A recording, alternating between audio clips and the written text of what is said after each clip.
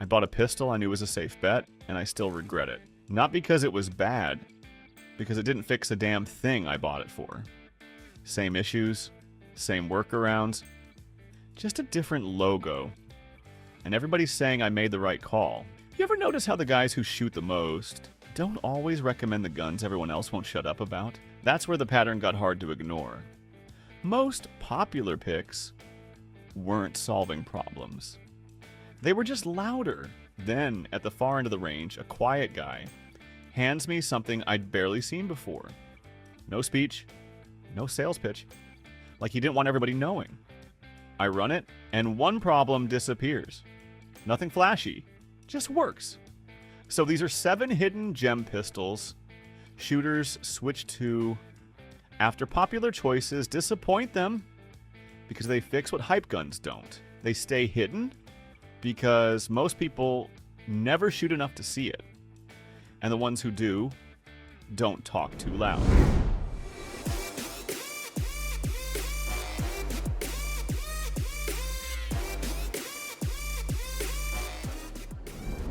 Beretta makes striker compacts now?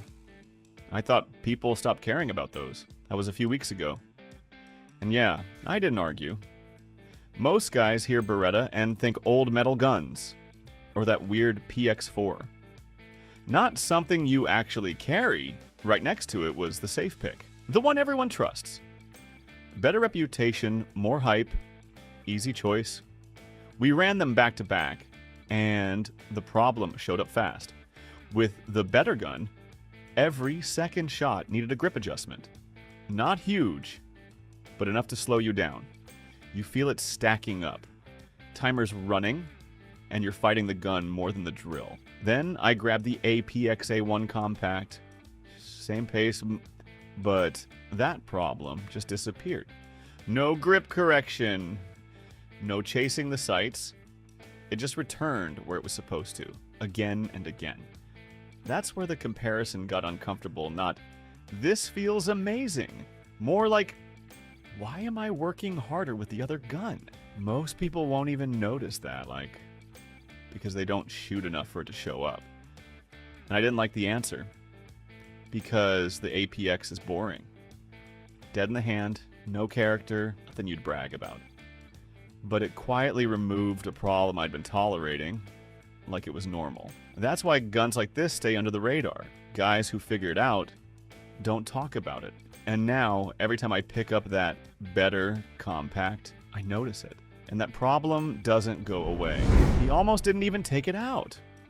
A couple months back, we're on the line, and his main carry gun's sitting there. The one everybody recommends, the one people defend. It's personal. Then there's this Masada Slim off to the side. Looks like it doesn't belong. I joked about it. He didn't laugh. Just said, that's the one I don't tell people about. Didn't land at first. Then he says something that stuck. His main gun carried fine. But every time he tried to run it fast, it made him think too much. Grip pressure, sight picture, or timing. Nothing failed. But nothing felt automatic either. Every string looked like he was negotiating with it. That's the not failure. Interruption. He sets it down, picks up the Masada. First run, no hesitation, no mental checklist, just straight through like his brain finally got out of the way. That was the snap. Not is better. Like, why did that other need so much attention? Guys started asking for it, passing it around. Most people will never get there. They don't shoot enough for that to even show up. And yeah, it's plain. Trigger's average, grip's nothing special. But if a gun this forgettable is the one that lets you stop thinking, then what are you actually trusting right now? The next one, people don't stay quiet about it for long. Most people still walk past the SAR9 Gen3 for the same reason I almost did. Turkish name. Budget price. The kind of gun that gets dismissed in the first 3 seconds. Experienced shooters don't usually argue about it out loud either. They just stop bringing it up. I found out when a guy I usually trust refused to defend it. He just loaded a mag, handed it over and said, "Run it before you talk." So I did. No warm-up, no trying to make it look good, just hard strings, and the expectation that it would start feeling cheap. Instead, it stayed flatter than it had any right to. And more than guns, people brag about twice as much. The trigger didn't feel like a budget. The gun didn't ask for extra work. It just did the job without drama. That's the part that makes it a real hidden gem. It doesn't win on hype. It wins on the problem most shooters actually care about. A pistol that runs, controls, and doesn't punish you for the money you didn't spend. And the people who figure that out, they tend to keep it quiet. Not because it's rare, because once you say it out loud, the price moves, the stock moves, and the advantage gets watered down. I still wouldn't call it perfect, but I stopped treating the brand like an automatic pass. And that's usually how these stay under the radar. Not secret, just quietly better than the market wants to admit. The target looked fake. Not good shooting. Fake. Holes stacked so tight it didn't make sense at that pace. No flyers, no hesitation marks. Nothing to explain it. I just stood there staring at it. Then I noticed what was sitting on the bench. CZT S2. I remember thinking, that's not even trying to be normal. Big, heavy, built like it belongs in some competition rig, not anywhere near a carry conversation. Most people don't even look twice at something like that. Still, I wanted to see it, so I stepped up and tried to match that target. Didn't matter what I did. The moment I pushed the pace, the group broke. Not wildly, just enough to ruin that perfect look. And it showed immediately. No forgiveness, no smoothing it over, just a clean record of every rushed input. That's when it got uncomfortable, because it wasn't the gun, it was me. I wasn't fast, I was impatient. That was the snap. The TS2 doesn't make you better. It removes your excuses. It doesn't flatter you. It exposes you. And once you feel that, regular pistols start feeling different. Softer. Like they're covering things up. That's why this one stays under the radar. Not because people don't know it, because most don't want that kind of honesty. And once you see it, going back doesn't feel clean anymore. What came after that didn't expose anything. It just made people argue. AC barely worked.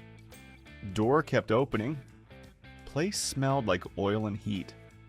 I just pulled off outside Austin, still annoyed from traffic. 2 guys at the counter asking for the usual names. Safe picks. Stuff they already decided on before they walked in. The guy behind the counter just nodded. Let it happen. That bothered me. So when they left, I asked, "What do experienced shooters know that most people keep missing?" He didn't even look at the display. Just reached under the counter and set something down. Grand Power K100, no pitch. That felt wrong. Why was it under there? He goes, "Competition guys notice these. Casual guys don't. That wasn't advice. That was a filter." I picked it up. Nothing flashy, but the way it cycled. Too smooth. Like it was doing something different without showing it. Most people hear rotating barrel and think gimmick. The guys who've run one know it doesn't snap up, it redirects. Stays flatter without forcing it. Didn't feel like a better gun. Felt like something you don't get shown unless you ask the right question. That stuck, because it's not that nobody knows. It's that the wrong people know, and the right ones don't talk. Right? When he slid it back under the counter, I had a thought I didn't like. Maybe you're not missing guns like this. Maybe you're just not supposed to find them. First time I saw a table full of Staccato XCs, I thought I walked into the wrong place. Nobody even looked at them. $2,500, just sitting there like it was normal. Guys with tune belts, clean setups, like they already solved the basics and moved on. From the outside, it looked exactly like people say. Rich guy flex. I almost left. But I ran one. and it didn't feel right. Dot barely moved. Not flat. Wrong. Like, recoil wasn't lifting. Just getting pushed back into the gun and disappearing. I sped up, expecting it to fall apart. It didn't. That's when it got weird. I wasn't timing the gun anymore. The gun was setting the pace. Every press landed before my brain could overcorrect. No chasing the dot, no fixing the second shot. It just stayed there, waiting. That's not normal. Most guns make you manage them. This thing removes that job. And that's where the flex argument starts sounding stupid. Because yeah, it's expensive. Yeah. It's not for most people, but the guys running these aren't showing off. They're avoiding friction. You don't even realize you're fighting yet. And I don't like that. Because once you feel a gun that doesn't slow you down, everything else starts to feel like it is. And the last one doesn't make things easier. It just raises the bar so high, it gets uncomfortable. CZ Shadow. Too compact messed up the whole list for me. And I didn't want it to. By the time I got to it, I already had my argument ready. Too heavy. Too serious. Too known to be hidden. Too expensive to pretend it's some sleeper. Clean argument.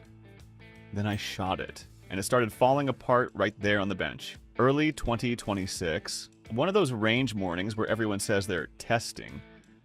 But really, they're protecting what they already believe. I had smaller carry guns with me. And one full size I trusted more than I should have.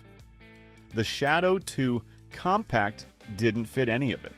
That was the problem. It didn't act like a compact. Didn't feel like it was compromising anything. It settled fast. Came back too calm. Made the full size feel less special. And the smaller guns feel like they were trying too hard. That's where the excuse disappeared. And I didn't like what was left, because once a compact does that, the categories stop making sense. Carry, duty, performance. All of it starts blurring.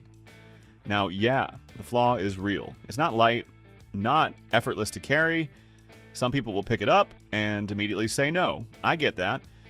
But that's also the uncomfortable part, because if something like this can carry just enough and shoot like it doesn't care about size, then what exactly are you choosing when you pick anything else? That's the part people keep quiet. Not because they don't know, because once you admit it, you have to start questioning everything you thought made sense. At this point, you see the pattern. None of these pistols won because of hype or specs. They showed up after something else failed and quietly fixed a problem that shouldn't have been there. That's what most people don't want to admit. Hidden gems aren't rare. They're just ignored until someone actually puts in the reps and finds out the hard way. And once you see it, it's hard to unsee. Because now you're not just noticing what works, you're noticing what doesn't. And that gets uncomfortable. It doesn't matter if you carry or just hit the range. Sooner or later, your safe pick stops feeling so safe. So I want to know, what's the gun you switched to after something let you down? I'm Steve, and yeah, some of those trusted guns, I still don't fully trust them.